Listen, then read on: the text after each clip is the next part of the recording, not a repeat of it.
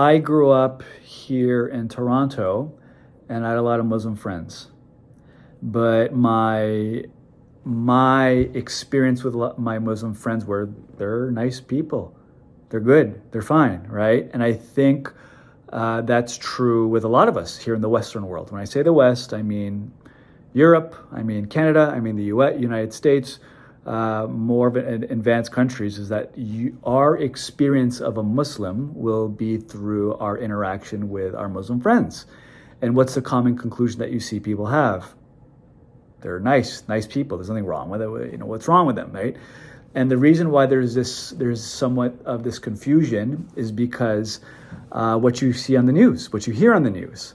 Okay, so if I were to just look at my phone or look at my computer and see what's going on in the world, I would say, I think the United Kingdom, I think Britain is in trouble.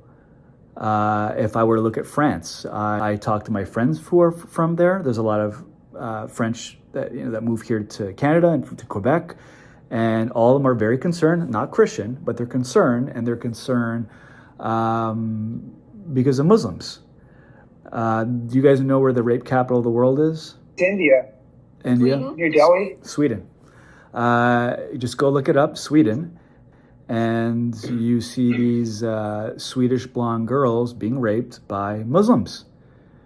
News doesn't really report it. In 2015, there was this a newspaper, Charlie Hebdo, that did a caricature of Muhammad. And just a joke, okay? And two brothers came in and slaughtered 12 people. Shocked France, shocked Paris. Screaming, Allah Akbar, we have avenged our prophet Muhammad. Okay? In 2020, you have Samuel Paty, who is a high school history teacher, who did a caricature of Muhammad and was beheaded by one of his, and 6 teenagers were arrested because of this. You have, and compare this, remember, this is Paris, this is France, compared to what just happened in the Olympics. Okay, what happened in the Olympics? You saw there was a presentation, and all of a sudden the Eucharist, or the communion scene that was painted by Da Vinci, was mocked, and there was no apology for it. But it's as if Christianity could be mocked, but when it comes to Islam, all of a sudden there's death, there's beheadings, and this is what we see as far as what's going on in the news. In 2015, there was a Jordanian pilot who landed and all of a sudden survived, and he was publicly burned alive by ISIS in the name of Allah. Is this Islam? Or is it my friends that are so peaceful here in Toronto, or in America, or in Philadelphia? What's Islam? What's a true Islam? Earlier this year, there was an Orthodox priest whose name is Mari Emmanuel, and he was speaking, and he speaks fluent Arabic, and some young kid, 16-year-old, comes up to him live and stabs him, and Mari lost his eye, but the kid was screaming, Allah Akbar. Is this Islam? Is this a religion of peace? Because I talk to my friends, and I see people that are very nice, very cordial, but I look at the news, and it seems somewhat chaotic. It seems, and I'm not saying, I'm just giving my commentary as far as what I see from the news, from what is wherever this religion of Islam goes, there's always chaos. There's a lot of incivility. Not too far from you, there is it's Dearborn, Michigan, and that's the most Muslims in one specific area in the United States. And I think that what's common is goat carcasses in the garbage. Okay, animal sacrifices. Okay, is this civil? Is this where America is going? Is this Islam? Or are these radicals? What about 9/11? We know what happened in 9/11. Is that a representation of Islam? Narratives that you see as far as Islam, if you hear about Sharia law, for example, and under Sharia law, if you were a Muslim and you're an apostate, say my friend Ramin, guess what happens to Ramin? You know what happens under Sharia law? And you're an apostate? Execution. Public execution. Is this Islam? Do we want this in America? Is this what's now? Again, we're going to answer this question as far as what is the true Islam, because we seem to have it's a religion of peace. Only in the Middle East they're like that, or is it truly a religion of violence? Is it truly a religion of chaos, as far as what we see? Okay, and that's what we're going to answer. Now, let me clarify some stereotypes, first of all, because stereotypes happen for a reason, okay? The majority of people, culture and ethnicity, gender, if they do a particular thing, guess what? Stereotypes happen. But some stereotypes are true. I'll be honest. I can look at culture and be like, oh yeah, that's true. But there's certain stereotypes that are false. Two of them being that Christianity is the white man's religion. If you know history, 2,000 years of church history, the opposite is true. You know what's leading the way today? In the West, we have conversations about Judaism, Orthodox, Catholicism, Protestant, all this tradition debates. You know what's leading the way in Christianity today in the world? As far as the spread of Christianity. If there's a spear in any religion, if there's a spear and the tip of the spear right here, you know what the tip of the spear is right now? Pentecostalism. Spreading through Asia and all of Africa. Okay? Places, and if you know me, I'm a big history buff. I've always wondered, how come the gospel just never spread through Asia or like certain parts of the world? Well, now it is. Okay? So another stereotype. If I say Islam, if I say Muslim, let's be honest, we typically think Arab, hairy, a turban on their head. Am I right? Yeah? Yeah, it's true. It's true. It's true, right? Out of all the places in the world where the most Muslims reside is in Indonesia at 270 million people. That's how big their population is. 242 million of them are Muslim. Arabs are only 15 to 20% of Muslims, and that's where it started, in the Arabian Peninsula. There's about all of Muslims out of the 1.7 billion Muslims today, 65% Asian, Southeast Asian, compromising particular Indonesia, India, and Pakistan, Bangladesh. Okay, way more than Iran, way more than Afghanistan. It's not even close. Okay, but again, stereotypes. This is from us. We view it them right. It's the same thing with Jews. When if an American sees a Jew, they think European, they think white, and that's because half crazy stat. There's only 14 million Jews. Half of them live in the United States, and 97% of them are Ashkenazi, European. So if someone in America sees a Jew, they think white. Versus you go to Israel. Wait, everyone's like brown, right? Right? And the stereotypes. Okay, so Islam is the fastest growing religion in the world, next to Christianity. And if you talk to a Muslim, there's kind of a boastfulness to it. Like, yeah, Islam's therefore it's true. Okay, you know why Islam is the fastest growing religion in the world? Procreation. Okay, so in Islam, in certain countries, child marriage is legal. Again, Sharia law. People get married young. Women don't have a lot of rights. I'm not trying to throw them on there, but this is just true. This is what happens in other nations. In the West, say Canada, say America, say the UK, a woman would typically, we follow individualism, right? So a woman will say, I'm going to go to college. I'm going to get this degree, and then after that, I'm going to go get a law degree, and after that, I'm going to do this, and then I'm going to make this much money, and then I'll get married. And when Samantha is on child number 1, Fatima, who's 10 years younger, is on child number 6 or 7. So it's a matter of time where Islam becomes the number 1 religion in the world. And it's not through the communication of the message, it's really through procreation. Okay, so it's just true. Look at America, individualism. We encourage abortion. We encourage not having children. This is just an American thing. It's a Western thing. We're so focused on, I want to do this in my life. I have to have this career. I need to have this degree. I need to make this much money. Fine, but there's another religion that doesn't really think like that. And all of a sudden, next thing you know, it's projected, this is Pew Research, by 2050, they will be the number one religion in the world. It's a matter of time. Okay, so a form of combating that is for Generation Z to be the trad movement, meaning traditional movement, to get married young, to have as many kids as possible, and to convert them to Christianity. Okay, that's kind of like, if we're playing chess, that's what it looks like. Okay, now, 2020. 2020 was big, and the reason why 2020 was big was because I saw a narrative that was anti-American. And this is me as an immigrant moving to America to establish a life. The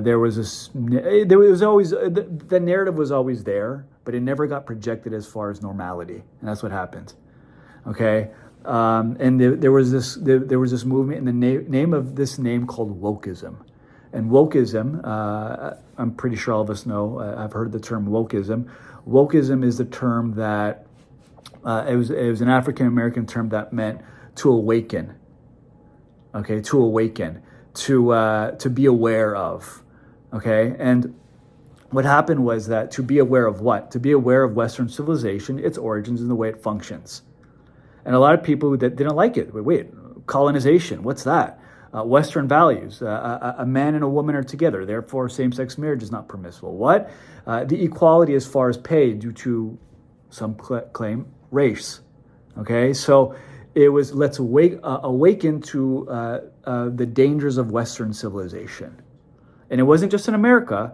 It was Canada, it was in the UK, it was in Europe, it was any Western nation that had happened. It was this narrative that went gangrene. You know what's normal here in Canada? You know what's a trend here in Canada? You know what's a trend? Burning churches. That's a trend here. Yeah. 33 churches, Catholic churches, small churches in rural areas burned. 24 have been confirmed that it's arson. Who's doing this? Is when did these things start happening? Right? Post 2020. And the narrative is, if you're indigenous, if you're in Canada, oh, those French and the Catholic Church came here and colonized us. That belief has always been there, but all of a sudden, when did we start burning churches? Right? If one mosque lit on fire because of people, that would be all over CNN, all over MSNBC. Did you guys know? Did any of you guys know that churches were a thing as far as burning churches in Canada? No. And as I'm saying, it's a thing. And I would say it's due to something called wokeism. Black Lives Matter, LGBTQ. At the end of the day, all these groups team up together. What's their commonality? What's the goal? You know what the goal is? Anti-Western solidarity. We hate the West. Isn't it funny that on October 7th, as of last year, 1,400 Jews slaughtered, dead. A lot of them were liberal. But all of a sudden, there's this group that when Bibi Netanyahu responds, they're pro-Palestine, okay, in favor of the Gaza Strip. And now all of a sudden, some of these people, Black Lives Matter supported them within one day.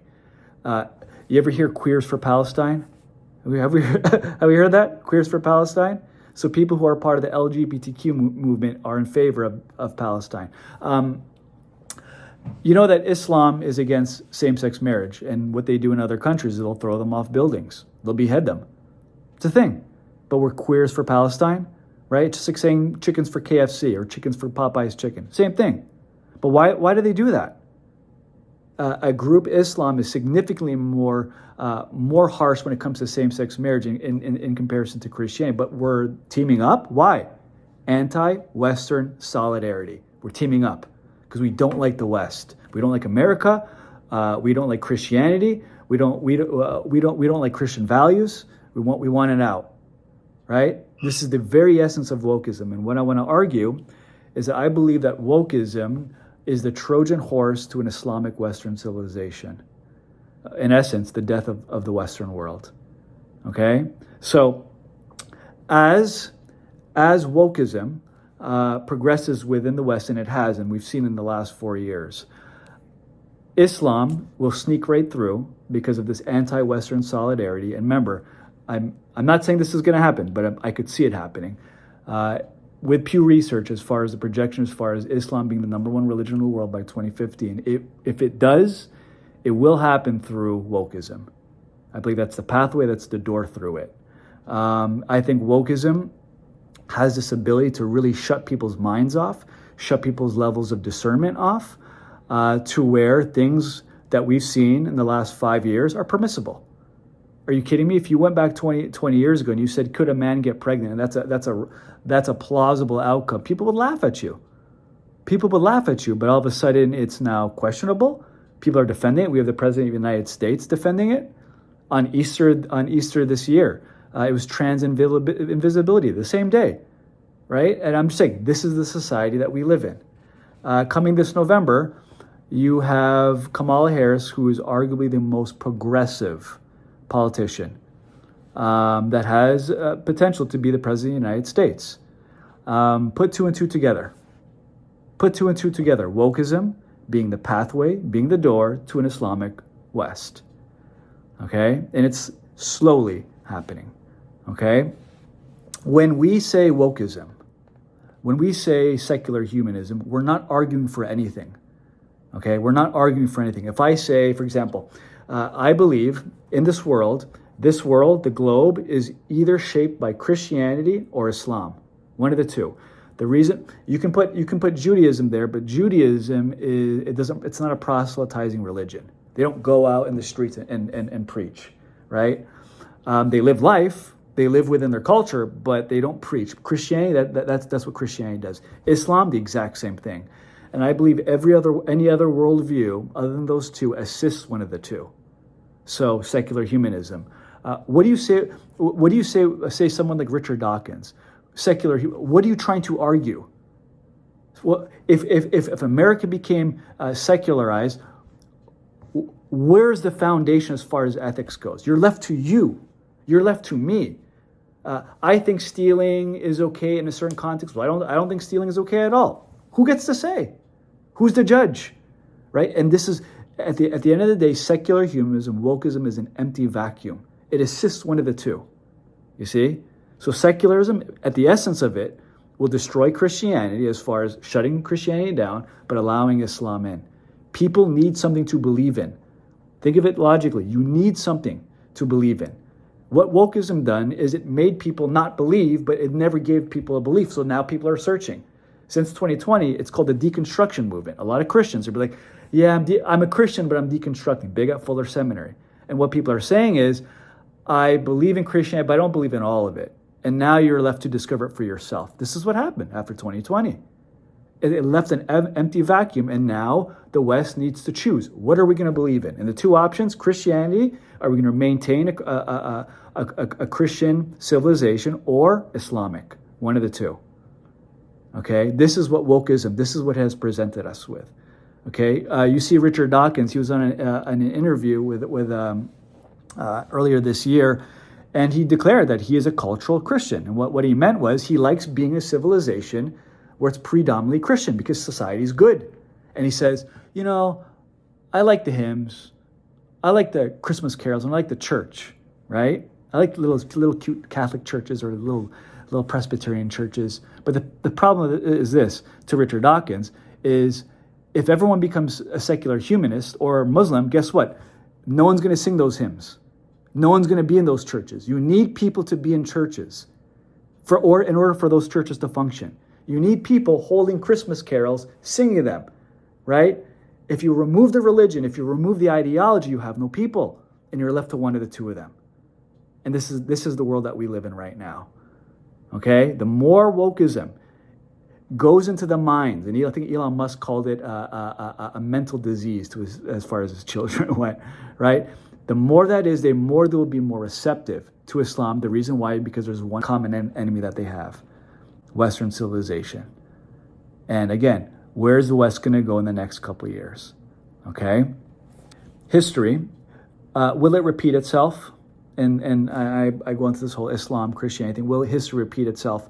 Really quickly, if you look at the Roman Empire, by far they're one of the greatest empires we've ever seen. And the reason why, because of the longevity.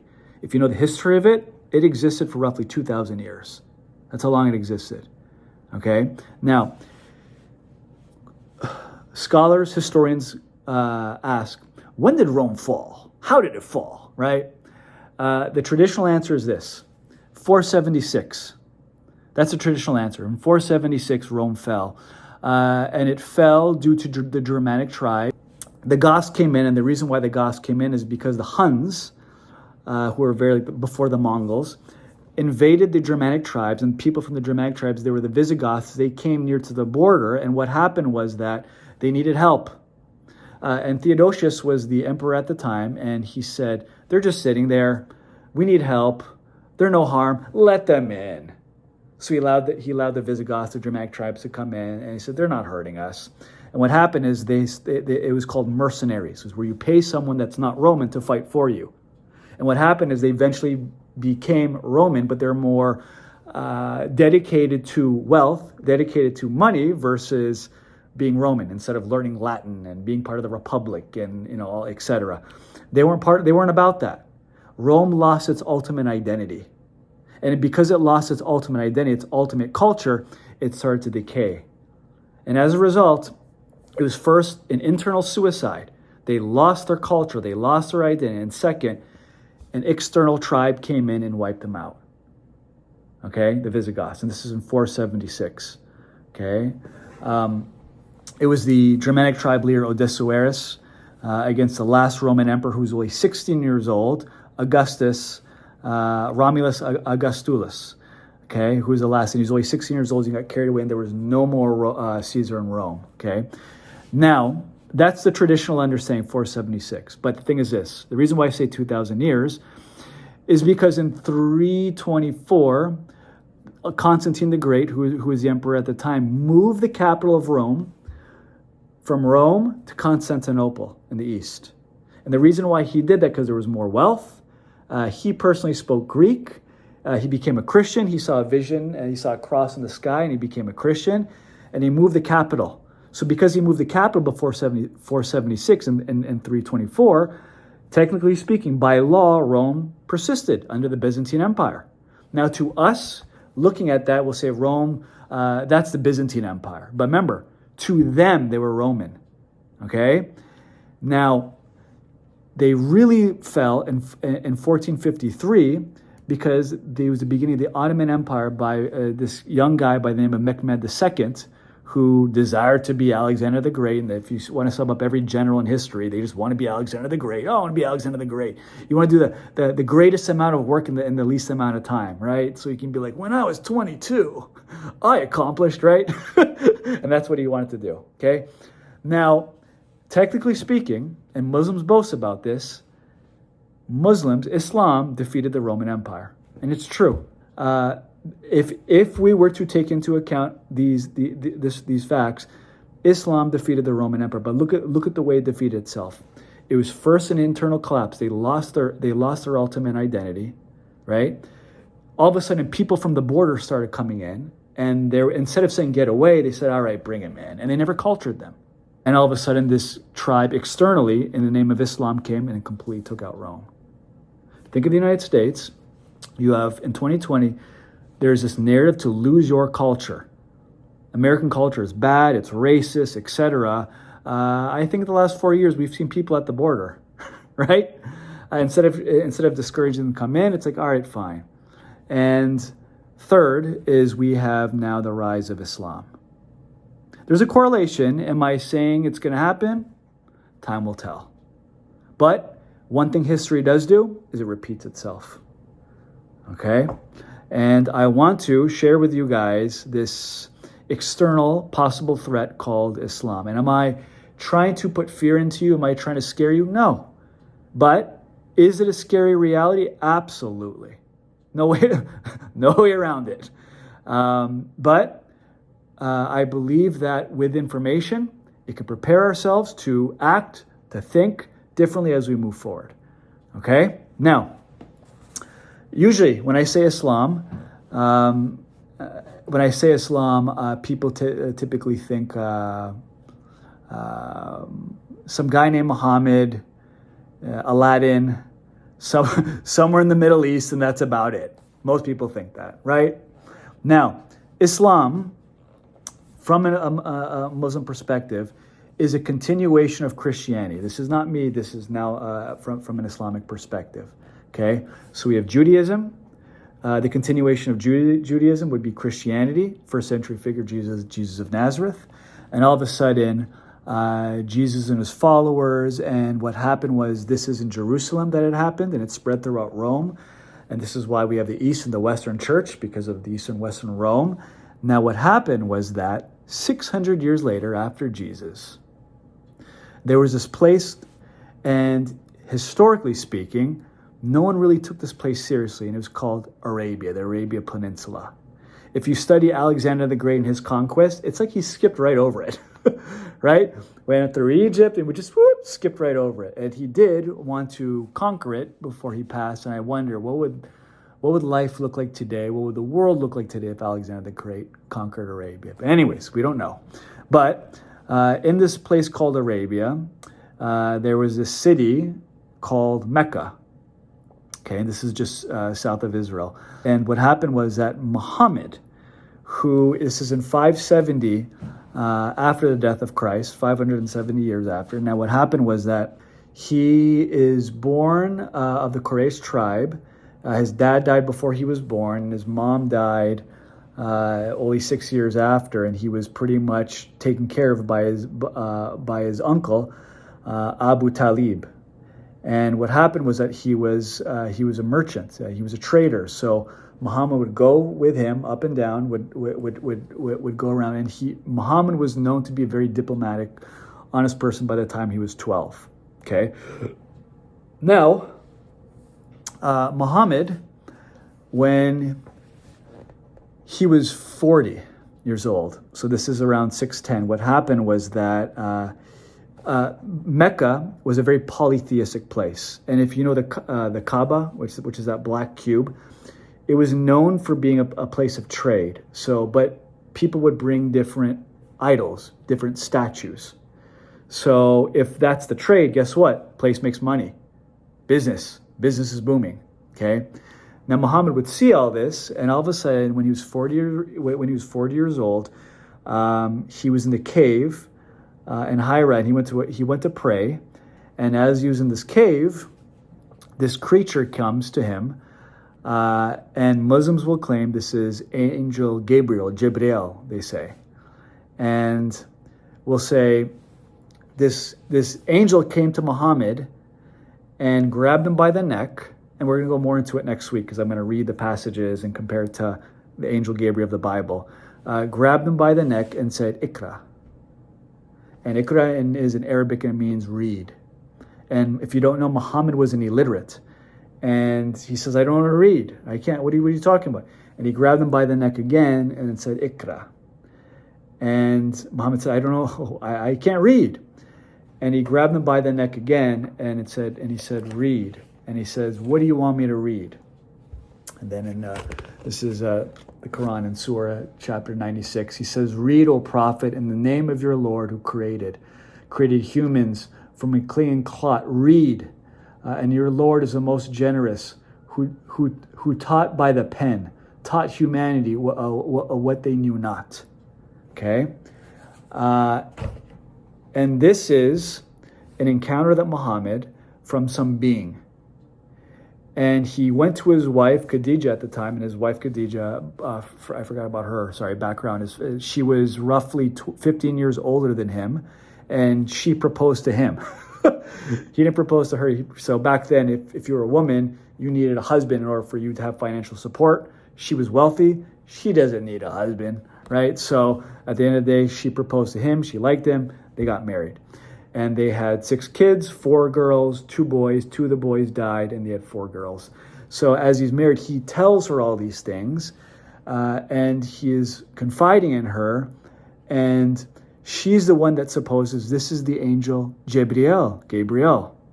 Okay? So you didn't hear from the angel, you heard from Khadijah. Okay? Now, for 3 years, there was complete silence.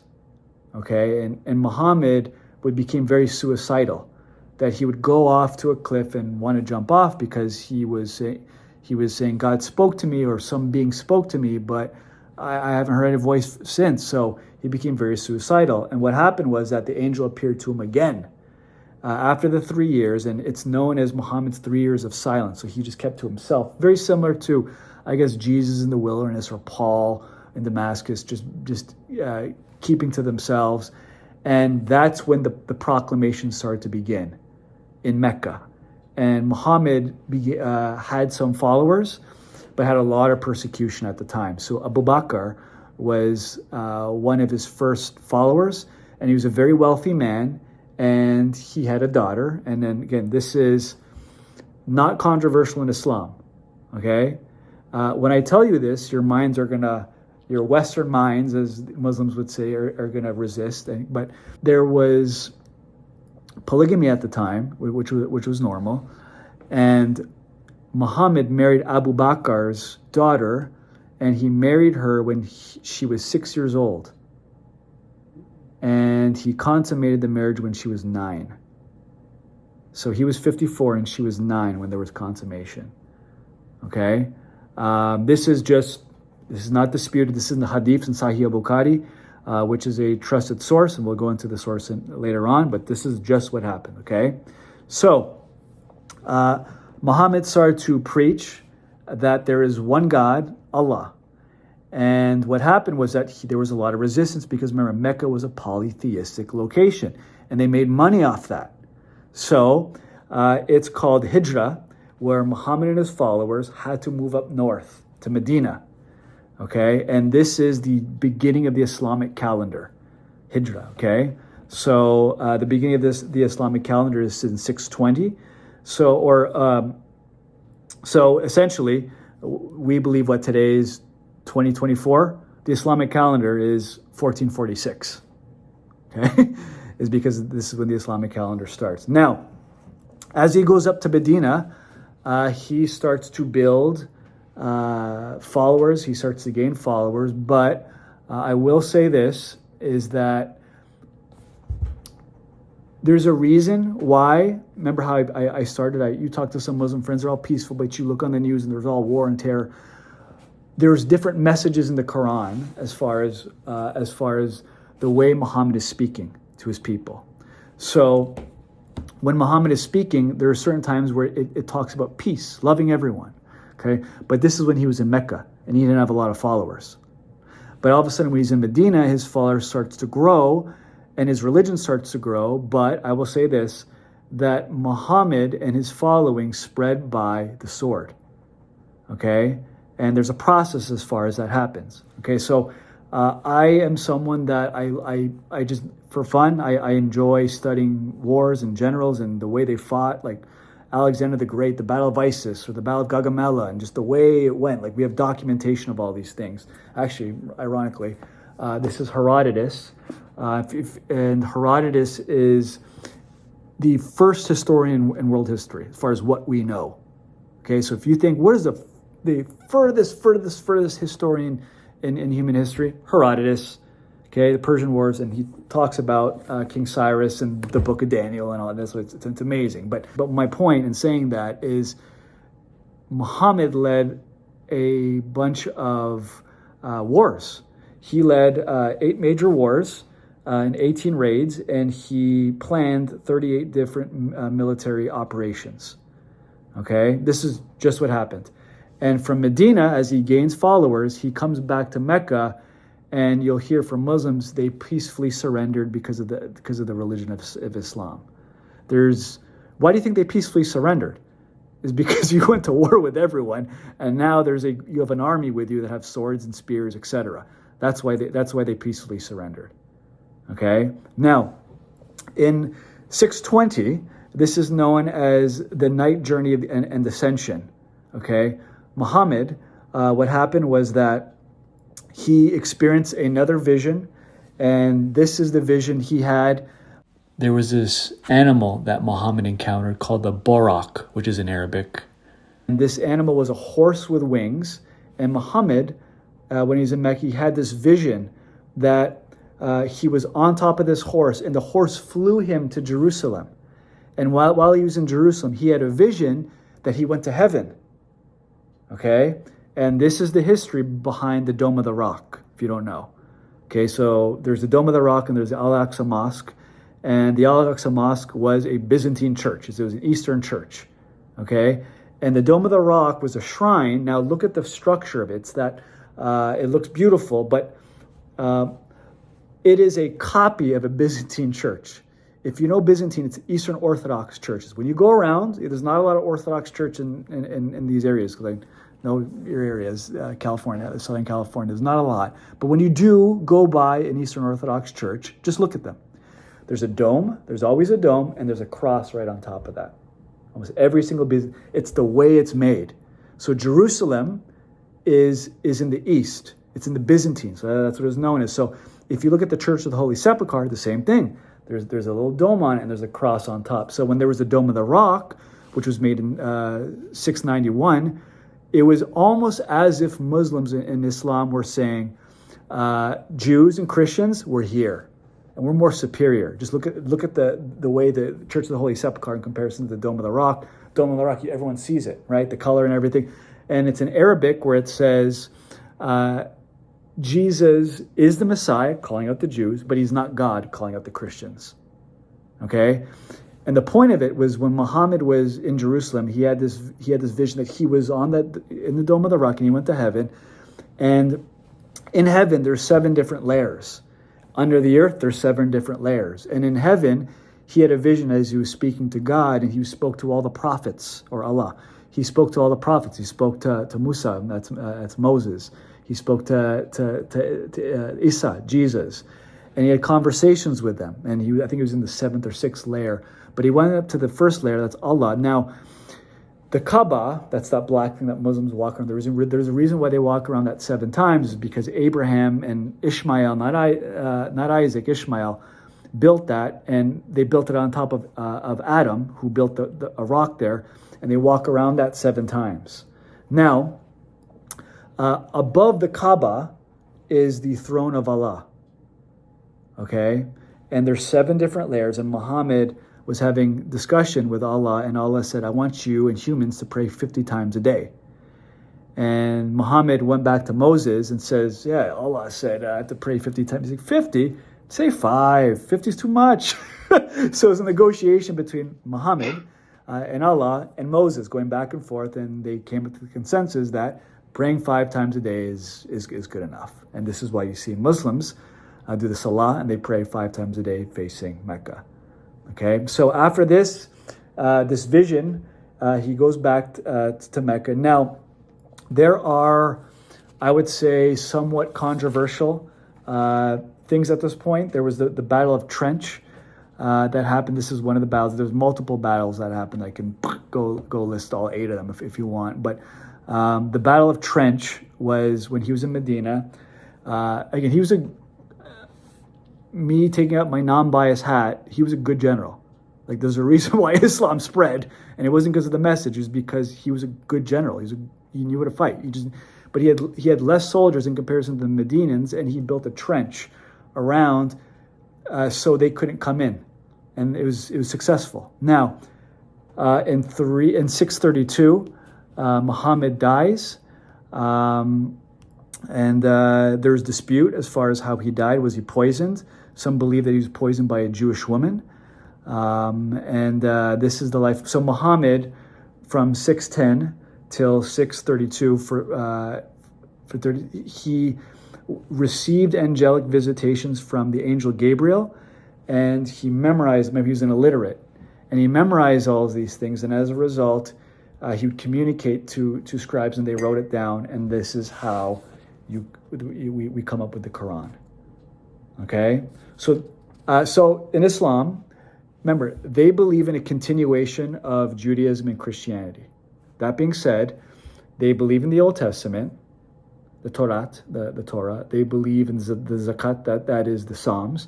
They believe in the Injil, and that's the Gospels. Okay, and they believe that the Quran, or as they say, the Quran, is the final book, okay? And it's a complete book. And the Quran, this one, if you can see, it's in Arabic. And they believe that's the pure language of Allah, is Arabic, okay? Now, here is the translation I read earlier. The common English translation is Abdullah Absuf Ali, a lot of people. But again, to a Muslim, it's the Arabic translation. Now, there are 114 surahs. Those are like chapters for us, and they start instead of surah 1 from 2. It's like it's not chronological. It's the longest to the shortest. So the when you're at surah 110, it's like 4 verses, 3 verses. Like it gets smaller and smaller and smaller, especially in chapter 2. Okay, and verses are called ayats. Okay, now if you were to read the Quran by yourself, and you have no commentary, you have nothing, you're just by yourself, you just walk away confused. So to all the progressives that were trending on TikTok, I don't know if you know this was a trend because of the pro-Palestinian movement, all these progressive liberals, and it was a thing for white women to wear the hijab and all that. I guess I'm saying it's going to be a trend. Just prepare yourself. I can assume they didn't know what they were reading. I know it. I could. They did not know. They bought it and like, oh, what? Like, so it was on TikTok. Oh, I just bought my Quran, and it's so amazing. Like, it was a trend on TikTok. And I'm saying they don't know what they're talking about is because when you read the Quran, it's as if you're reading the Book of Psalms without a commentary. The reason why you could read the Psalms and have some form of commentary is because there's always a line giving you an explanation. Psalm 51, which is David's repentance after committing adultery with Bathsheba, and that's 2 Samuel chapter 12. Without that line, you would not know what Psalm 51 was about. You wouldn't. You just, where's the context? Who's speaking? Right? There's no context. And that's what the Quran is without the hadiths. So the hadiths was written 250 years after the Quran, okay, by Sahih al-Bukhari. And it's 9 volumes, it's thick, but these are the most trusted sources of Muhammad. And then there's also the Sunnah, and the Sunnah is the deeds of Muhammad. Okay, so all those together equate to you reading the Quran perfectly. Now, does the Quran, does the New Testament, the Injil, the Gospels, and the Old Testament, do they all line up? No, they don't. They don't. The Gospels clearly contradict the Quran. Okay, now, how do we make sense of all this? Well, Muslims believe in the Old Testament. Muslims believe in the New Testament. But they believe that the New Testament and the Old Testament have been corrupted by a guy by the name of the Apostle Paul. Right? They believe that. So let's just take the Gospels, for example. If I say the Gospels are a documentary or biography of Jesus from different accounts. Okay? You have Mark writing, you have Luke writing, you have John writing, you have Matthew writing, different people, different contexts. Now, the reason why the common argument is Mark was written first, Matthew, Luke, and then John. John was 90 AD, Mark around 65. Okay, now really early. That's really early. But what they'll say is Mark, Shabir Ali, he's a scholar here in Toronto. He'll say if you read Mark did not emphasize the Christology, the divinity of Jesus. And then when it became Matthew, it slowly progressed. When it became Luke, it became progressive. When it was Matthew, in the beginning was the Word was with God. It was corrupted by then. So the longer we waited, all of a sudden, the more corrupted it became. And then this guy by the name of the Apostle Paul destroyed it. That's what the Muslims will say. So they believe in the Injil, they believe in the Gospels, but they believe it's been corrupt. So it's, how do you know what's been corrupted and what's not, is whatever's consistent with the Quran. So any verse that's consistent with the Quran has not been corrupted. Any verses that have been altered or like that's contradictory, that's been altered in history. That's their claim. And so next week, not today, we're going to go into these verses in detail. So John 17:2-3, very famous passage where Jesus prays to God and says, to the only true God. And see, Muslims will say, see, there. I'll explain that, okay? So there's verses as if it appears that Jesus is trying to deny his own divinity. But again, next week we'll go into detail. But this is the way Muslims think as far as the Quran and the Hadiths. Okay?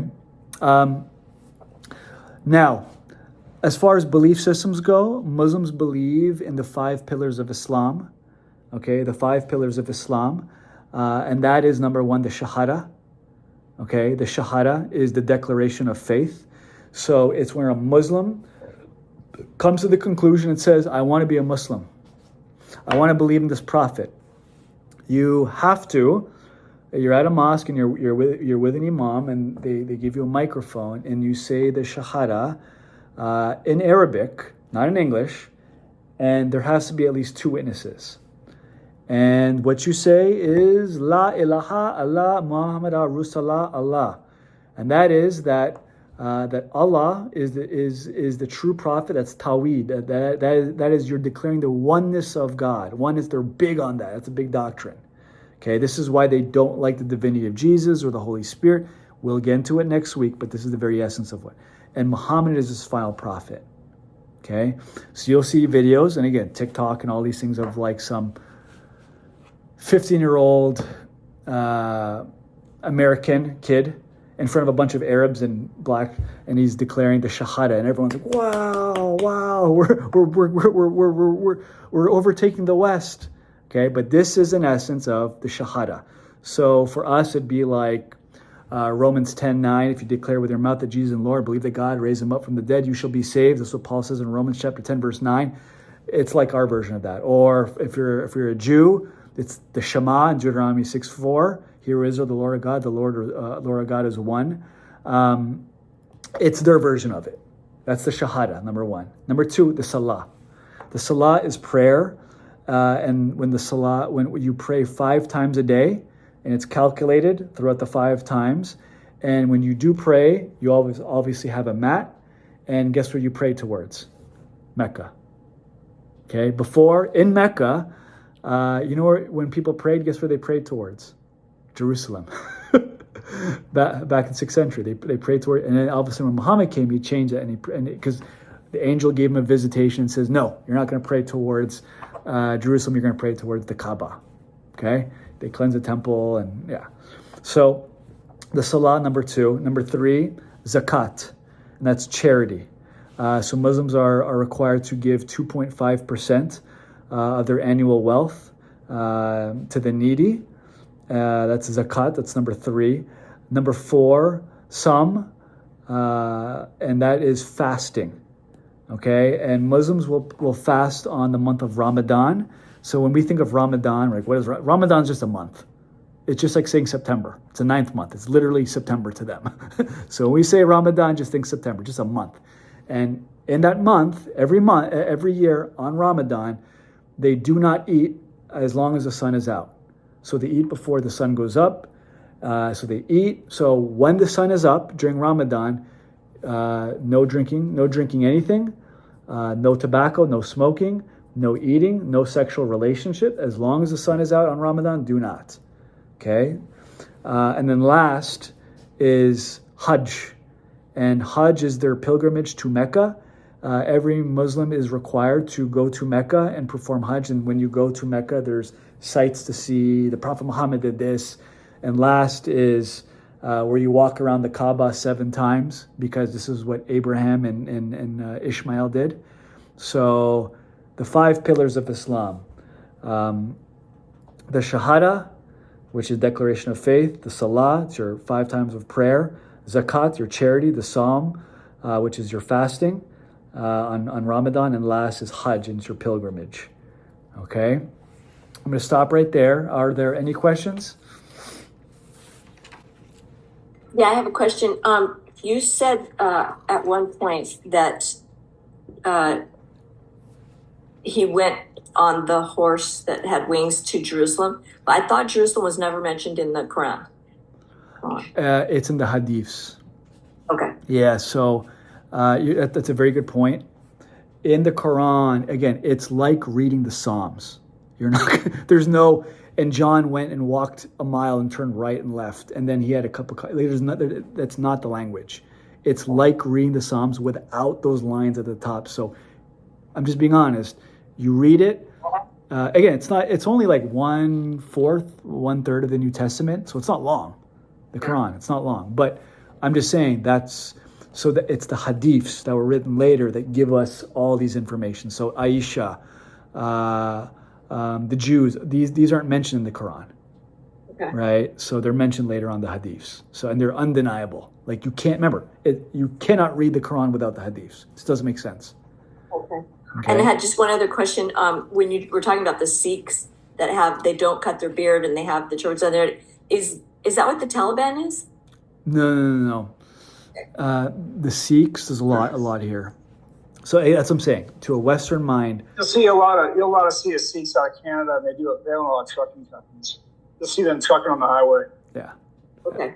Like, no kidding. Yeah, 100%. Like there's, it's a thing here. Like Indians, like pouring in. And I thought Sikhs were Indian. I thought that was Indians. They are, typically they are. But okay. So it's a new religion, I would say in the last 500 years. And it was in India, and the Indians or the Muslims and the Hindus always fought back and forth. And Guru Nanak, so there's 10 gurus in Sikhism. The first is Guru Nanak. And he said, I am tired of all this. And he had sayings and the traditions of don't cut your beard, don't cut your hair. So they do not cut their hair. So if they take that turban off, that's like Rapunzel. Like that, it's long, right? And then they have the korban. It's a bracelet, and then if they could by law, they have the korban, which is a sword. They have a dagger. They carry, and it's by religion, and it's self defense. And then after Guru Nanak, there was 10 different gurus that happened after, and then the last was the Guru Granth Sahib, which is their holy book. So if you go to a temple here, there's a lot in Toronto.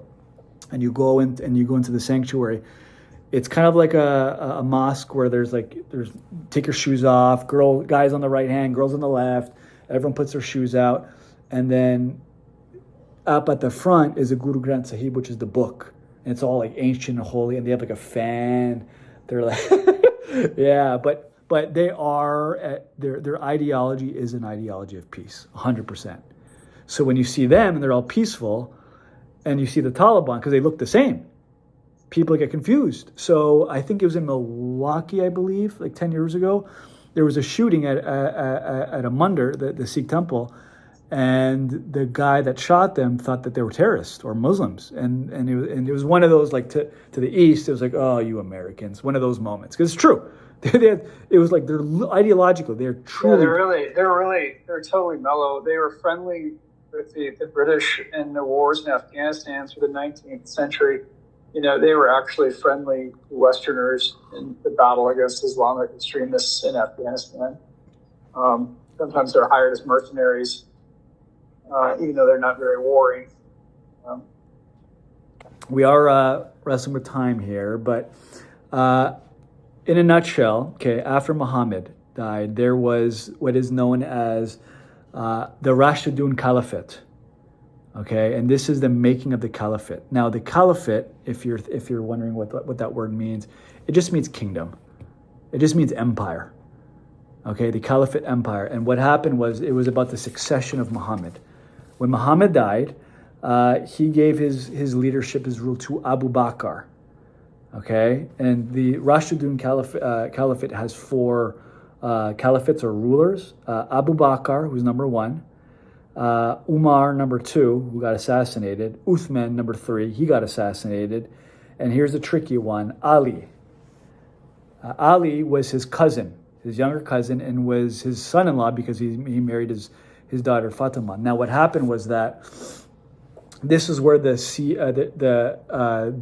Sunni and Shiite divide, as far as it's all political, really. Like if you think of it theologically, it's really jurisprudence, it's really politics.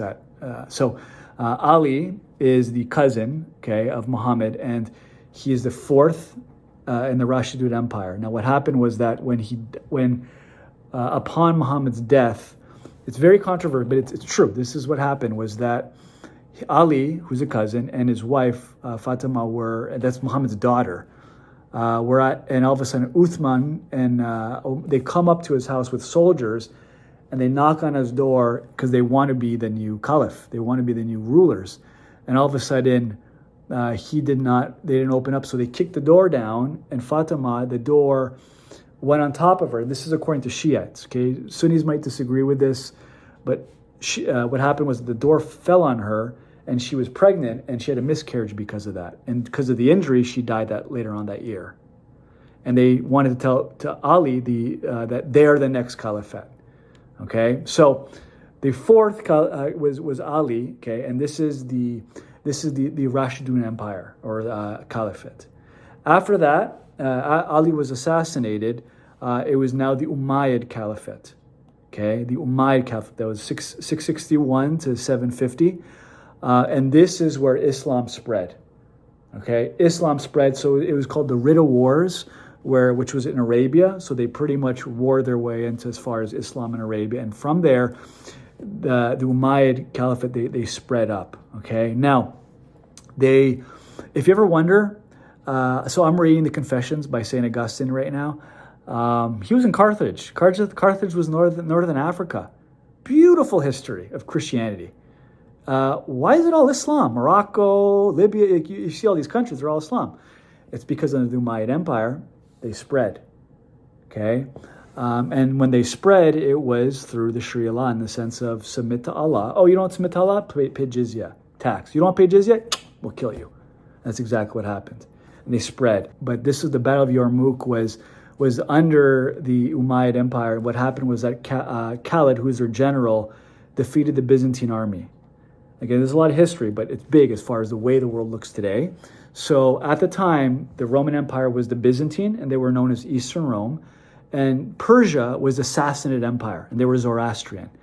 And for 26 years to be specific, they went to war. The Byzantine Empire and the Sassanids. And because of that, all their wealth, all their energy was drained because of 26 years war. So you have this new religion that, I hate to say it, Islam is really a nation. It's really an empire. Okay? When they came up, they wiped out the Byzantines. And if you ever wonder, how did Byzantium go from all Christian, because that's what it was, so in 135, it was Hadrian that got rid of all the Jews because of Bar Kokhba and says, forget Israel, it's Palestine, right? And it went from Christian, they're all Christian, and all of a sudden they're all Muslims by the time it's the 7th century. It's because of war. Okay, it was about Yarmouk, and they spread. And all of a sudden, this is the Umayyad Empire. After the Umayyad Empire, also under the Umayyad Empire, they took over Spain. So if you didn't know, Spain was Islamic from 711 for a good 500, 600 years. Okay, and it was the Battle of Guadala, which was in 711. Okay, so this is under the Umayyad Empire. So Islam really spread. Okay, after that was the Abbasid Empire, and this was the time during the Crusades. And I have to say this is because a lot of people in the West they throw the Crusades under the bus. Okay, they throw the Crusades under the bus. Remember, the Crusades started. It was the Council of Clermont in Rome, and it was Pope Urban II who had one of the most, in history, most written down speech of all of history, written down, and he pretty much communicated to the knights as far as what is going on. Think of what's going on. You're in Italy, modern day Italy, or you're in Rome, Jerusalem, which is all Christian. Everyone's this new religion from Arabia called Islam or some prophet Muhammad. Everyone's Arab. What happened? That's us looking east. We look west. Spain, España, they're all Muslim too. What happened? And it was this growing concern, and this is why the Crusades happened. So in 1095, that's when he launched the Crusades. In 1099, that's when the first Crusade happened under Godfrey of Bouillon, who was the general. And the first Crusade was successful, and they got rid of the Muslims in Jerusalem, and they cleansed it, and it became the Kingdom of Jerusalem under Godfrey of Bouillon. Now, if you hear Muslims speak, if you hear liberals speak, they start there. Okay, I'm just letting you, they start there. When you hear people talk about the Crusades, oh, the Crusades were just an epic failure. The Christians, and they start there. Wait, pause. How did they get to that point? Why? Are we not going to mention 636, the Battle of Yarmouk that happened 500 years or 400 years before that? Or Spain being conquered in 711? No one talks about that. Yeah, I think that a lot of the narrative about the Crusades is meant for internal demoralization of the Christian West. Oh, It really is. Thank you. And it's like you can't understand history at all if you don't understand the Roman Empire and the Byzantine Empire and the Byzantine Empire's collapse and the Pope I can't remember which one it was, who betrayed the Byzantine Empire by not backing up the other Christian military. It's I been can't get over downhill that from till there. today. I'm sorry. Anyways. What's that? I can't get over that till today. Like I know the history I behind know. that. I can't. It's you start twitching when you hear that. Like the Hagia they're just Sophia. destroying their own heritage. I don't understand it. Yeah, and again, you want to be able to call out your own fouls, because we're very biased people. So we'll defend Christian. No, I would say some of the Crusades were unsuccessful. The Fourth Crusade was a disaster. The First Crusade, no, they had a right to do that, right? How is Jerusalem all Islamic all of a sudden, right? So there's a reason for that, is what I'm trying to say, okay? And this happened during the Abbasid Empire, and then Muslims reconquered it under around the Third Crusade. This is Salah ad-Din, who is the Sultan of Egypt at the time. And again, this is, if you've seen the film The Kingdom of Heaven. So after Godfrey of Bouillon dies, a year later, he got hit in combat and he died a year later. And there was 3 brothers, and one of his brothers was far in France, I believe. And his other brother was Baldwin II. And what happened was, after Baldwin II, he became king of Jerusalem. Baldwin III, there's Baldwin IV. And he was known as the leper king. He had leprosy at a young age. So he was a knight that had full-on leprosy. He had a mask on. So he dies because of leprosy at 22, 23 years old. And he had a Baldwin V, and he was only a kid, and he had leprosy. And his mom, Isabella, killed him because of that, because she saw the way her brother lived. And they're all buried, even Baldwin V, in the Church of the Holy Sepulchre. I was there 2 years ago. I didn't realize they were there, I think, this year or last year. My heart was broken because of that. But anyways, we'll move on. Okay, now, that is the Abbasid Empire. After that was the Fatimid Empire, the Caliphate. I have to speed up because of time. And the last, and we know the last, is the Ottoman Empire, starting with Usman. So pretty much the Ottoman Empire was the last caliphate as far as Islam goes, and they were the ones that really defeated Rome in 453. And the Battle of Constantinople. So if you went to the walls of Constantinople, it was a death sentence. There were 23 wars sieges that happened. Every single army got destroyed easily. So the fact that Mehmed II, who was 21 years old at the time, did it was a big accomplishment. But it was during the gunpowder age.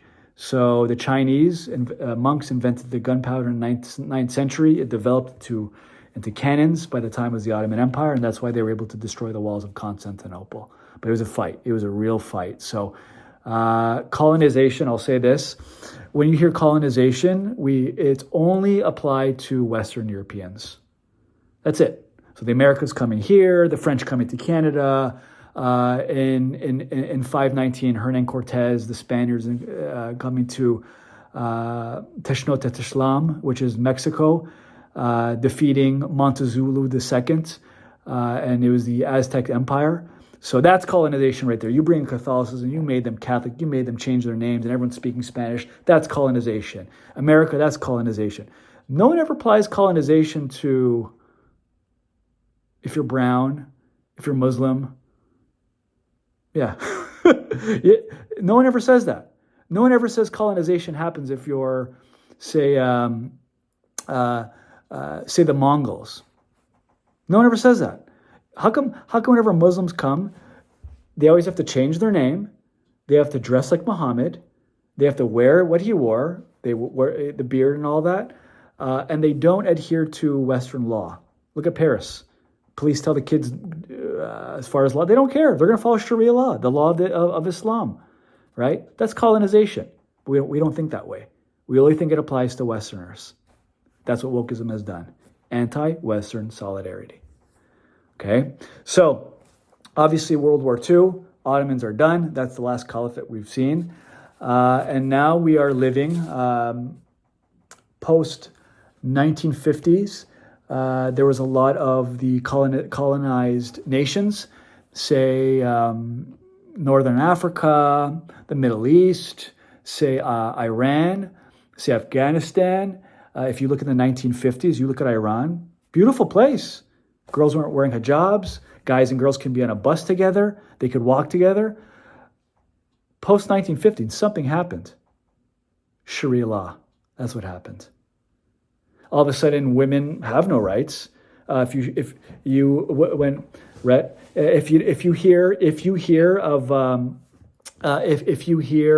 when I say Sharia law, guess what we think of? We think of having your hands cut off, decapitation, things like that, right? Long story short, there are five schools of Sharia law, and the essence of Sharia law is how you interpret the Quran. So remember, where is Sharia law? Where is it? It's in here. It's in the Hadiths, but it's your interpretation of it, and it becomes your ultimate jurisprudence. Okay, so in essence, because I'm going to close here, the goal of Islam is dawah, and that is to spread the name of Islam. But remember, I want us to remember this. When it comes to Islam, they are a nation. I want you to think like that. They're a nation. Okay, so when a Muslim becomes French, do you think they're going to adhere to French values and culture? No. If a Muslim becomes English or the classy Brits, do you think they're going to adhere to British culture? No. They're going to follow their own. Why? Because they're a nation. They have their own religion, but they have their own set of laws.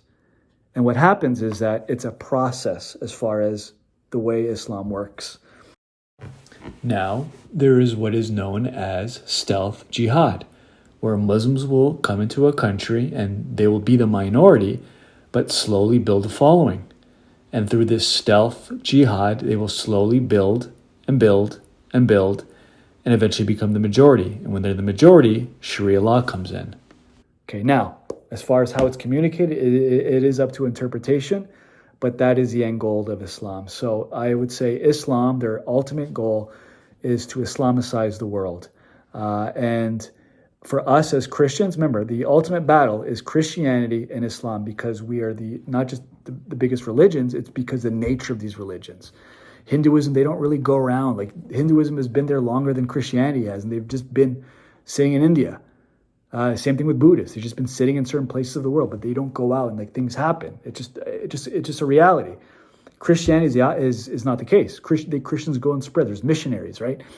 Same thing with Islam, but when it comes to Islam, we're a religion of proposition. We propose, hey, come to faith. You can consent if you can say no if you want, right?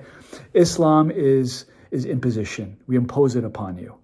If you don't believe it, we're the majority. You got to pay taxes. If you don't pay taxes, guess what? This is where public executions happen. Okay, I'm not trying to put fear. This is just a reality, and this is the way the world has been for the last 1,400 years. Okay, so that is a history. And I had to skip over Sharia law because of time. But yeah, any questions?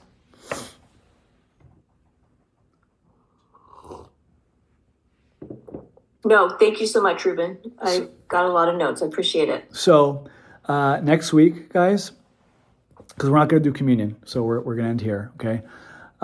Next week, we're going to do Christology and Islamic claims, so we're actually going to open the Quran, we're going to open the Bible, but I think it'd be good for you. And the reason why I think it'd be good for you is because I learned more about my faith when I learned more about other religions, okay? As far as like it solidifies, like, oh, that's what we believe. That's why we do this. And I think a lot of Christians are kind of naive towards these things as far as why people believe certain things, but it will help you solidify or like really ground you as far as what Christianity believes historically, and for you to open the Bible and to explain it. Because I'm telling you, Muslims are prepared to engage with Christians. They are prepared. I have been to debates where I've seen Christians just get embarrassed, to be honest. They're there to learn whatever it is and like think that they know what they're talking about and just get wiped off the floor by some like 20-year-old Muslim kid. And because they're prepared. And they're prepared to be on the offensive when it comes to Christianity as far as beliefs. Okay, now what's going on in the world? Yes, Islam is the fastest growing religion, but it's what I said, it's procreation. It's not through conversion there's actually a 25% turnover rate when it comes to young Muslims in the West. There is. And you know why that is? Is because of the rise of the internet. And it's these facts I've communicated to you guys. I never even said Islam is wrong or right. I just said it. And people are coming to these conclusions and be like, oh, wait, really? So next week we'll go into more theology or Christology. But I used to be a big proponent of that's how you win Muslims, and that's how you is through, you open the Bible and you go back and forth and all, which is, I'm all for it. But people are leaving Islam. You know why? Because of moral reasons, because of ethical reasons.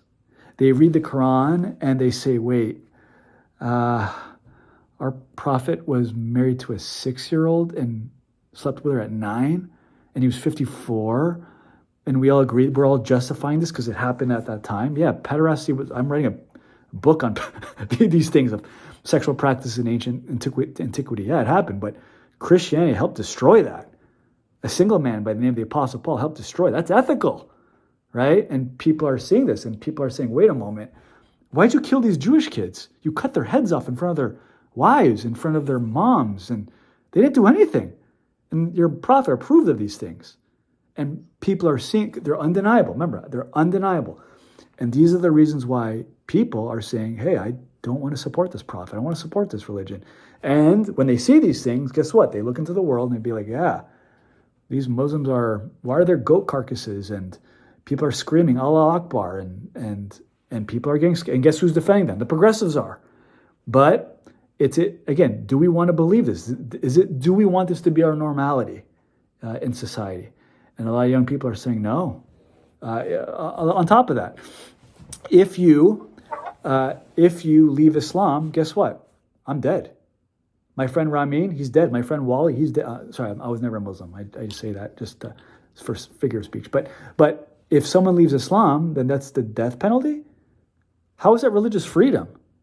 If anyone knows psychology, if anyone knows the languages of the human heart, if I leave a specific religion, Islam, and I'm dead, guess what that implies?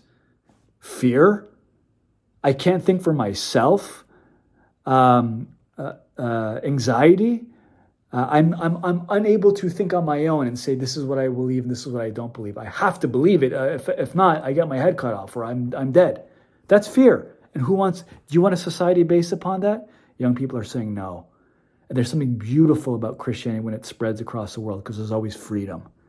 And if you know sociology and history, economic freedom and religious freedoms are the way you get a society to be happy. You want people to be flourish. You want a nation to flourish. Have economic freedom and have religious freedom. That society will flourish. Okay, I will end, and it's so sad that this is the case. But when we think of Iran is typically it's Shia. So Sunni and Shiite, the Sunni Shiite divide, it's purely political, mainly political. There's certain beliefs that they differ on, but it's a Shiite. So Sunnis are about 85-90% of Islam. Shiites 10 to 15%, but majority of them live in Iran. And if you know Iran, that's Persia. And there's this monarch that was he's considered the great of greats. King Cyrus the Great, who this man, Herodotus, wrote about. And Alexander the Great desired to be like him. That's why he put his name the Great, is because it was King Cyrus the Great. And he was known for the Cyrus Cylinder. And the Cyrus Cylinder talks about religious freedom and it talks about human rights for the first time in world history. And this is where Thomas Jefferson got his ideas, and he was so fascinated with it. He has 2 books about King Cyrus before they even had the cylinder, which is unbelievable. And now, as time goes by, we see Iran or Persia, and it's the opposite of what King Cyrus would have ever thought of. Okay? And this is the nature of what Islam has done. Okay? So I'll end there. Okay, guys?